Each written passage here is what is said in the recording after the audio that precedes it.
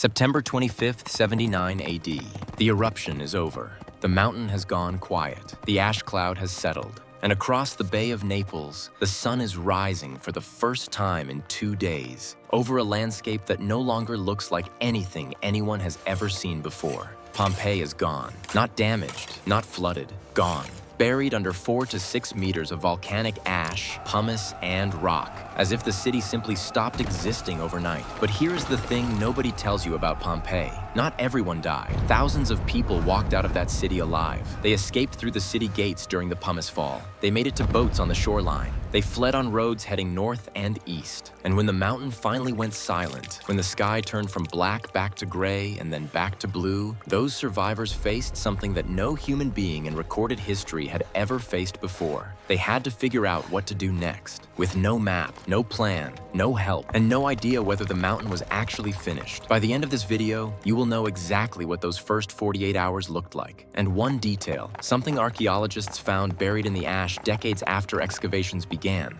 will completely change how you think about what survival actually means. The people who survived Pompeii were not in Pompeii when the pyroclastic surge hit. That sounds obvious, but understanding where they actually were and how they got there is the key to understanding everything that happened in the 48 hours that followed. The eruption began around 1 in the afternoon on August 24th, 79 AD. The initial phase, the eruption column, the pumice fall, lasted for approximately 18 hours before the column collapsed and the pyroclastic surge began. During those 18 hours, the streets of Pompeii were dangerous, dark, and covered in falling rock, but they were passable. The people who survived were the ones who used those 18 hours. They wrapped cloth around their faces against the pumice. They grabbed whatever they could carry. They moved toward the city gates, and they kept moving. Most headed toward Stabii, a coastal town about 4 miles south of Pompeii. Others went inland, toward Nola, following the roads that Roman engineers had built so precisely that they still exist today. A smaller group went to the shoreline at Herculaneum, trying to reach boats. Most of those people did not survive. The pyroclastic surges hit the coastline with devastating speed. The ones who did survive on the water were far enough out to see what was coming and row away from it. By dawn on August 25th, when the 4th pyroclastic surge swept through Pompeii and the city ceased to exist, the survivors were scattered across the Bay of Naples region, exhausted, covered in ash, many of them injured from falling debris or from the desperate hours of travel through darkness, all of them not yet understanding the full scale of what had happened. The first hours, what survivors actually did. Imagine this. You are standing on a road north of Pompeii. It is early morning on August 25th. The sky above you is gray, thick with ash that is still settling, still drifting down like dirty snow onto every surface. Behind you, where the city used to be, there is silence. Not the silence of a sleeping city,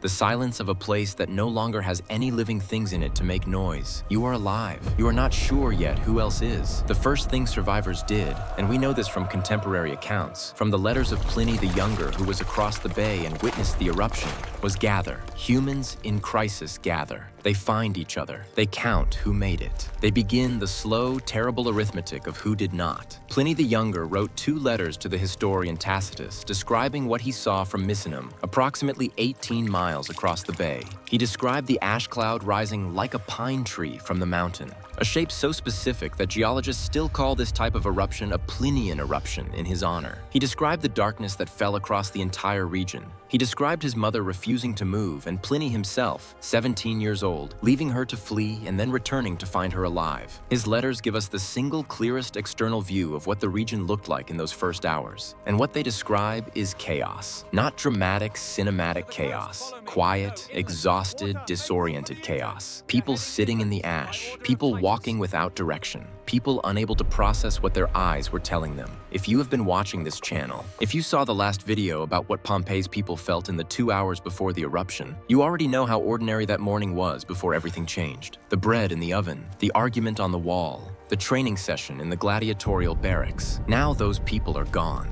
And the survivors who had walked with them, talked with them, shared meals with them, were standing in the ash trying to understand a world that had fundamentally rearranged itself in 18 hours. Drop a comment right now. If you were a survivor in those first hours, what is the first thing you would have done? And tell us where in the world you are watching from. We always love seeing where our audience is. People join us from everywhere, and every location surprises us. The silver under the ash. Here's the detail I mentioned at the beginning, the one that changes everything. Archaeologists excavating Pompeii in the 20th century kept finding something strange beneath the ash in certain locations across the city. Not bodies, not buildings, not pottery, holes. Carefully dug, deliberate holes in the hardened volcanic deposit, going down through the ash, reaching the level of the original buildings, and then stopping. The holes were clearly made by people who knew what they were looking for and approximately where to find it. In many of these locations, the objects that had been buried there, the household silver, the jewelry, the valuables that families had hidden under floors and behind walls in the frantic hours before they fled, were missing.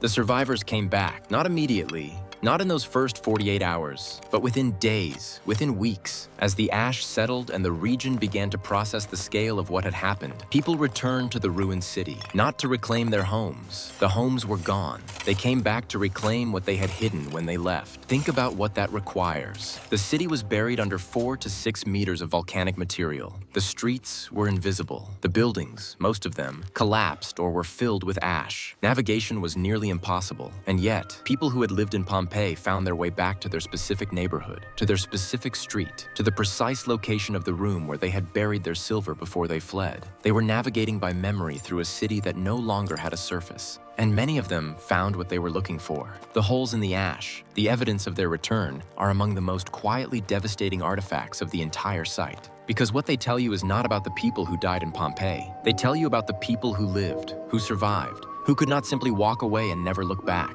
What the region did next. Within 48 hours of the eruption ending, the Roman imperial government began responding. The Emperor Titus, who had become emperor just 2 months before the eruption, sent commissioners to the region to assess the damage and organize relief. He visited the area himself, twice, and allocated funds from the imperial treasury for reconstruction. Ancient sources describe him as genuinely distressed by what he saw. This was not purely humanitarian. Rome could not afford to lose the Bay of Naples region permanently. The area was one of the most productive agricultural zones in the empire. It was also culturally significant. Pompeii, Herculaneum, and Stabiae were prosperous, well-connected cities with populations that included Roman citizens, freedmen, slaves, and a significant Greek cultural presence that stretched back centuries. The relief effort that followed the eruption of 79 AD was, by the standards of the ancient world, substantial. Survivors received money. Property records were reviewed so that people could reclaim what they had owned. New settlements were established for those whose towns were completely destroyed. But there was one thing the Roman government could not do. It could not rebuild Pompeii. The city was not just damaged, it was gone. The layer of volcanic material covering the site was too deep, too heavy, and too structurally unstable to remove with the tools and methods available in the 1st century AD. Pompeii was not rebuilt because rebuilding it was, practically speaking, impossible. The survivors of Pompeii scattered to Stabiae, to Naples, to Rome itself. They brought with them whatever they had managed to carry out, and for those who returned to the site, whatever they had managed to dig back out. They built new lives. Some of them prospered. Many of them disappeared from the historical record entirely, absorbed into the general population of the Roman Empire, their connection to the buried city unrecorded and eventually unknown.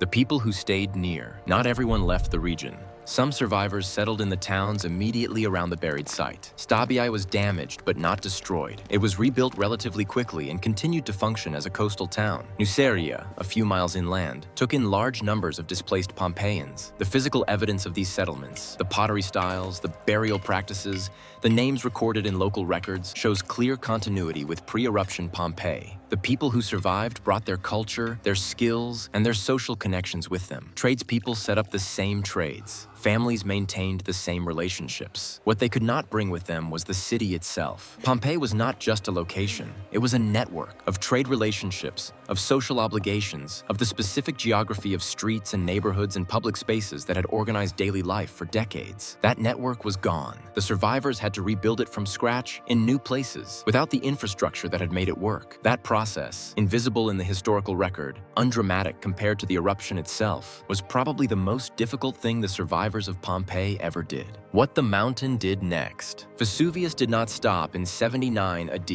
It erupted again in 172 AD, and again in 203 AD, and again in 472 AD. An eruption so large that ash fell as far away as Constantinople, and contemporary accounts describe it as darkening the sky across the entire eastern Mediterranean. The people who rebuilt their lives near the mountain, the descendants of the survivors, the new settlers who moved into the region after the disaster, lived with the knowledge that the mountain had done this before and could do it again. They stayed anyway, because the soil around Vesuvius is extraordinarily fertile, because the coastline is genuinely beautiful, because home is home, even when home has proven that it can disappear in a single afternoon. 3 million people live in the Vesuvius danger zone today. The Italian government has a formal evacuation plan, the Piano Nazionale per la Gestione dell'Emergenza Vesuvio, that assumes roughly 700,000 people would need to leave within 72 hours of a major eruption warning.